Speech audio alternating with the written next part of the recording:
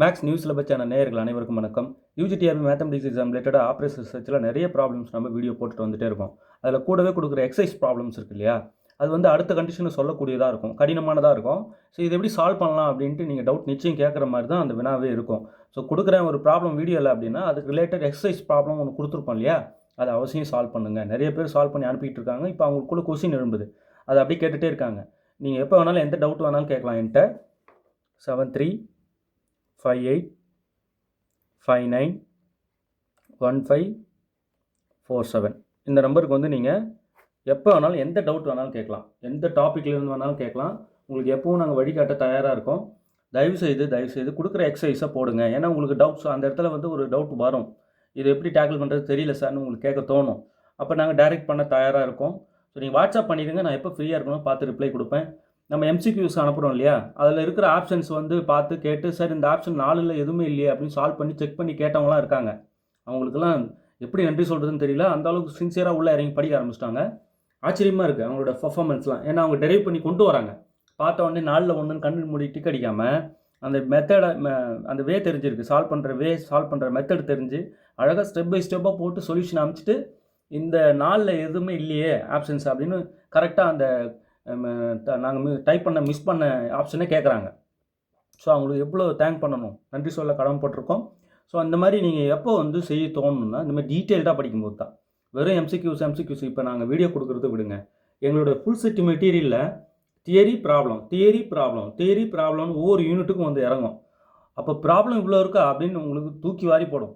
வாங்கி பாருங்கள் மெட்டீரியலில், ஃபுல் செட் மெட்டீரியல் அவசியம் வாங்கி ஒரு தடவை புரட்டியாவது பாருங்கள். 7358591547 இப்போ ஃபுல் செட் மெட்டீரியல் இருக்குன்னா அது ஏதோ ஒரு புக்கு பார்த்து ரெஃபர் பண்ணியிருப்போம்னு நினைக்காதீங்க. 1000 புக்கு ரெஃபர் பண்ணியிருப்போம். எங்களுடைய அந்த புக்ஸு வந்து பார்த்தீங்கன்னா ஒரு லைப்ரரி, பெரிய லைப்ரரியே ஒன்று இருக்கும். நீங்கள் பார்த்து அசந்து போயிடுவீங்க அந்த லைப்ரரியை.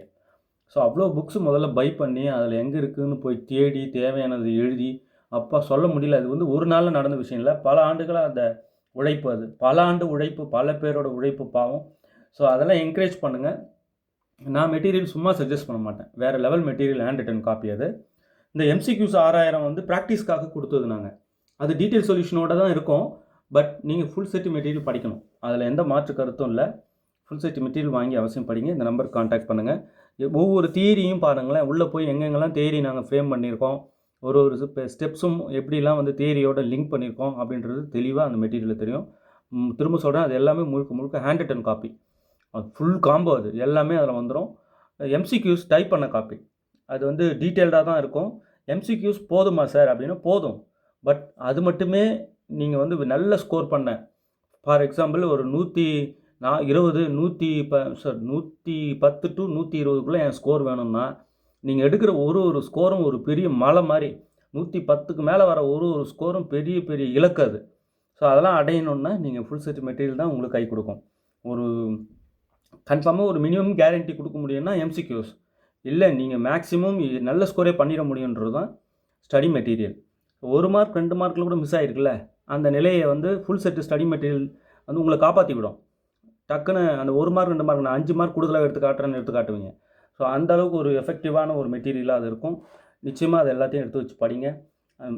மெட்டீரியல் வாங்கிட்டேன் சார், படிக்க தெரியல எனக்குன்றவங்க வீடியோ பாருங்கள். எக்கச்சக்கமான வீடியோ கொடுத்துட்டோம். வீடியோ ப்ளே பண்ணி பார்க்க எனக்கு கமெண்ட் பிச்சுக்குது. எனக்கு வாட்ஸ்அப்புக்கு வராங்க, ரைட். மேக்ஸிமம் என்னோடய வாட்ஸ்அப்பில் நீங்கள் வந்து டவுட்ஸ் கேட்க யூஸ் பண்ணிக்குவாங்க. ஃபார் எக்ஸாம்பிள் நீங்கள் யூடியூப் கமெண்ட்டில் டவுட்டு இவ்வளோ பெரிய ப்ராப்ளமாக டைப் பண்ண முடியாது.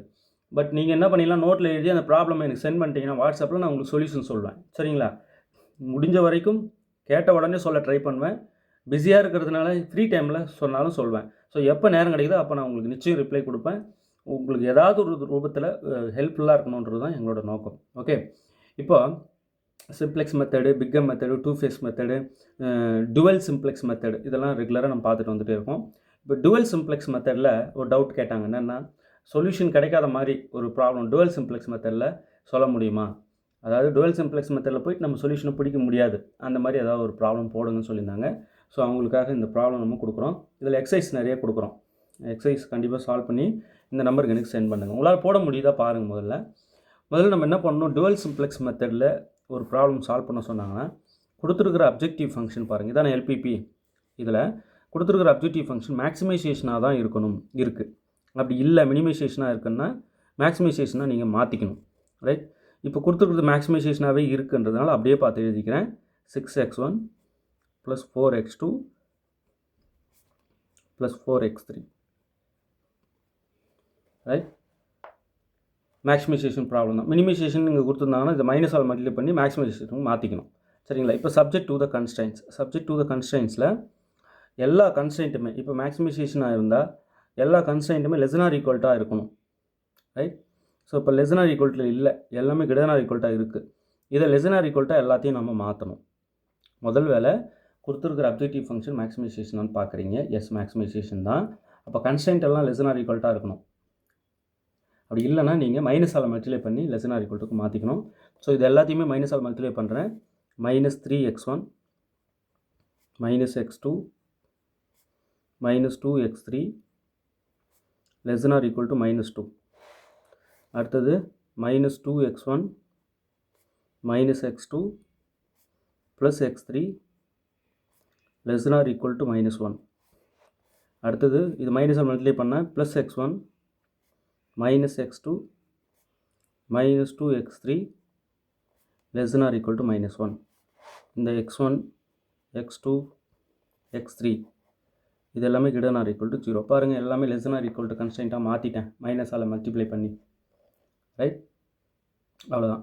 இப்போ இதை நம்ம வந்து ஸ்டாண்டர்ட் ஃபார்மில் எழுதும்போது இதெல்லாம் ஈக்குவேஷனாக மாற்றலாம் இல்லையா? ஸோ ஈக்குவேஷனாக மாற்றி எழுதணும். அதுக்கு நம்ம == தான் இருக்குன்றதுனால எல்லாத்துக்கும் ஸ்லாக் வேரியபிள் தான் யூஸ் பண்ணணும். ரைட், நம்ம நேரடியாக டேபிளுக்கு கூட போயிடலாம். YB CB வேரியபிள்ஸ் x1 x2 x3 s1 s2 s3 RHSனால் சொல்யூஷன்ஸ், அதாவது XBஸ்ன்னு சொல்லணும் இல்லையா? அதான் இது. அவ்வளோதான். இதுக்கு மினிமம் ரேஷியோ கிடையாது. இப்போ இதில் வந்து பார்த்தீங்கன்னா காஸ்ட் போடுறேன். x1க்கு 6 இந்த இருக்குல்லையே அப்ஜெக்டிவ் ஃபங்க்ஷனில் இருக்கிற காஸ்ட் இதான். ரைட், ஒரு 3 ப்ராப்ளம் தரேன். ரொம்ப முக்கியமாக ஏற்கனவே ஒன்று கொடுத்துட்டேன், இப்போ 2 கொடுப்பேன். இந்த 3மே நல்லா ப்ராக்டிஸ் எடுத்துக்கிட்டிங்கன்னா போதும். சார் இதில் அப்ஜெக்டிவ் ஃபங்க்ஷனில் வந்து காஸ்ட் இதுக்கெலாம் என்ன சார்? 0 கொடுத்துடணும்.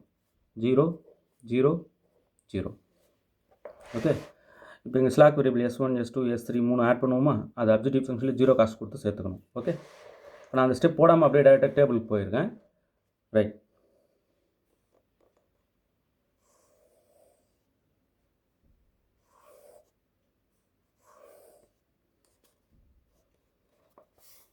இங்கே YBஸில் நம்ம எத்தனை பேர் ஃபஸ்ட்டு கன்ஸ்ட்ரைண்ட்டுக்கு S1 இன்ட்ரடியூஸ் பண்ணுவோம். இதுக்கு S2, இதுக்கு S3, அந்த 3 வேரியபிள் இருக்கு இல்லையா? S1 S2 S3 அதுதான் எங்கள் YBயில் வந்துடும். S1 S2 S3 இதோட காஸ்ட்டு 0. இந்த அப்ஜெக்டிவ் ஃபங்க்ஷனில் போட்டோம் இல்லையா? இந்த காஸ்ட்டு தான். அப்படி பார்த்து போட்டுக்கொண்டு தான். இப்போ இதில் வந்து பார்த்தீங்கன்னா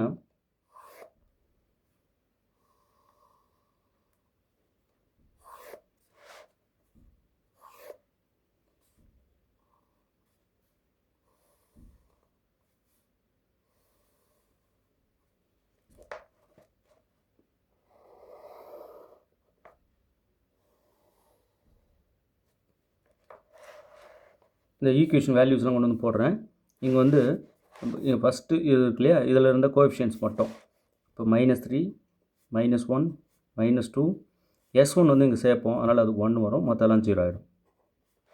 ரைட், இதுக்கு S2 சேர்ப்போம் இல்லையா? அப்போ இதுக்கு வந்து முதல்ல கோஎஃபிஷியன்ட்ஸ்லாம் எழுதுகிறேன்.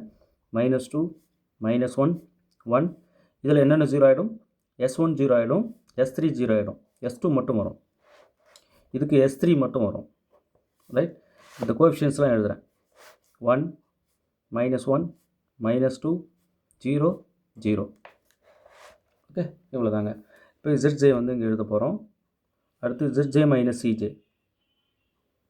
ஸோ இது ரெண்டையும் நம்ம மெயினாக கண்டுபிடிக்கணும்.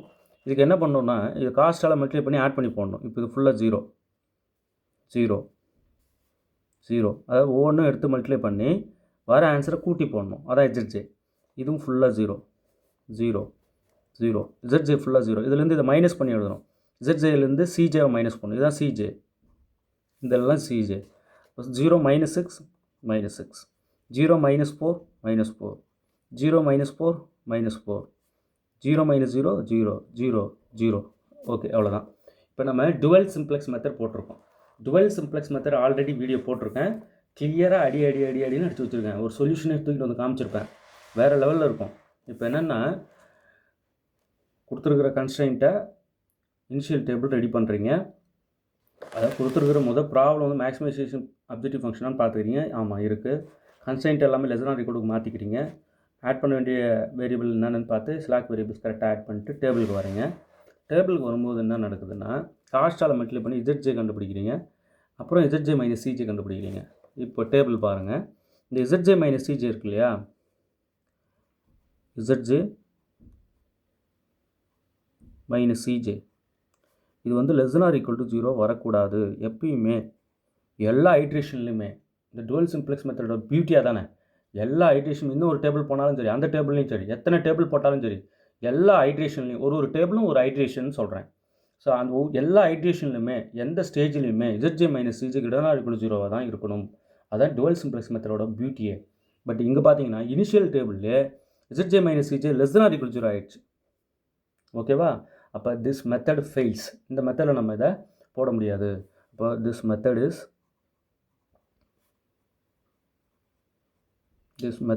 fails.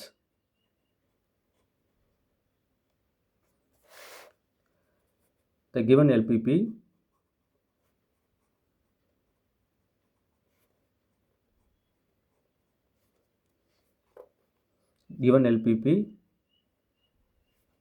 has no dual feasible solution.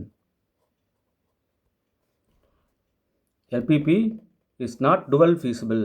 அதை மறந்துடாதீங்க. LPP is not dual feasible. என்ன ரீசன்னா ஹியர் இங்கே எல்லா ZJ all the ZJ less than or equal to 0 ஆகிடுச்சு. ஏதாவது ஒன்று ஆனால் கூட, ஏதாவது ஒன்று கூட நெகட்டிவ் வந்தால் கூட இந்த மெத்தடை நம்ம அப்ளை பண்ண முடியாது. எல்லா ZJ மைனஸ் CJ உங்ககிட்ட நான் ஈக்குவல் டு 0 வரணும். அப்போ இது வந்து not dual feasible. This system has no dual feasible solution. Dual feasible.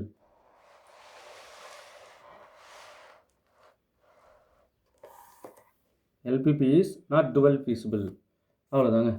So இதுலேருந்து என்ன தெரியுதுன்னா, சரி சப்போஸ் இதெல்லாம் பாசிட்டிவ் வந்துடுச்சு சார், என்ன பண்ணுறது அப்படின்னா, இங்கே நம்ம RHS பார்ப்போம். RHS இங்கே என்னென்ன போட்டோம், -2 -1.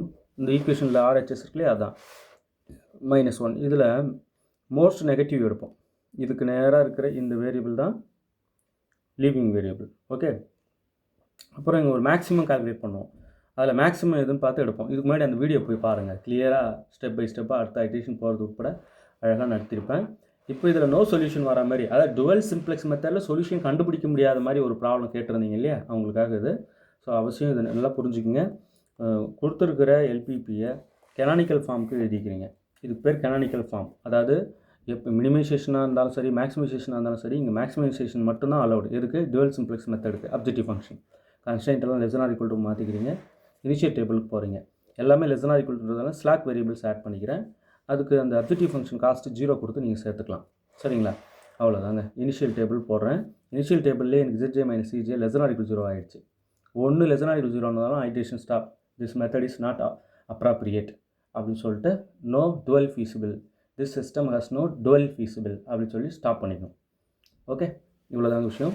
இப்போது 2 ப்ராப்ளம் தரேன். இது 2த்தையும் வந்து நீங்கள் சால்வ் பண்ணி எனக்கு சென்ட் பண்ணுங்கள். டுவல் சிம்ப்ளெக்ஸ் மெத்தடில் போடுங்க. நிறைய மெத்தட் நமக்கு தெரியும், டுவல் சிம்ப்ளெக்ஸ் மெத்தடில் போடுங்க. ஓகே சார், நான் சொல்யூஷன் போடுறத பார்க்கல, ஏற்கனவே ஒரு வீடியோ பார்க்கல, அந்த வீடியோ எனக்கு தர முடியுமா? இந்த நம்பருக்கு நீங்கள் வாட்ஸ்அப் பண்ணுங்கள், உங்களுக்கு வீடியோ அனுப்பி விடுறேன்.